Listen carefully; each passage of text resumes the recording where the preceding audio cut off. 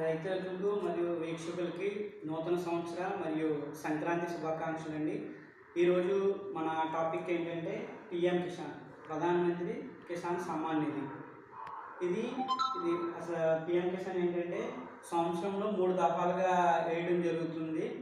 ఇది ఎలా వస్తుందంటే మన 2019 ఫిబ్రవరికి ముందు ఎవరైతే రిజిస్టర్ అయి ఉంటారో ఆన్లైన్లో భూములు వాళ్ళకి మాత్రమే వర్తిస్తుంది.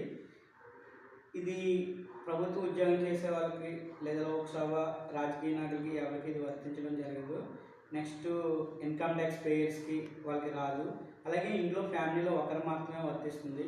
సో అది దాని స్టేటస్. ఇంకా మీకు ఎవరికైనా 2019 కానీ ముందు భూములుండి కూడా ఎవరికైనా పడట్లేనట్లయితే మన ఛానల్లో మీరు మెసేజ్ చేయండి, నేను మీ దాన్ని సాల్వ్ చేస్తాను.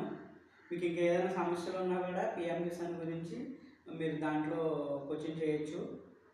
సో అది గమనించి సంవత్సరానికి ఇది ఏదైతే 6,000 వస్తుందో 3 దఫాలుగా అది రైతులందరికీ చెందాలని నేను ఆశపడుతున్నాను. ఎవరైతే ఉన్నారో అర్హులు ఎవరైతే ఉన్నారో వాళ్ళందరూ పొందాలని ఆశపడుతున్నాను.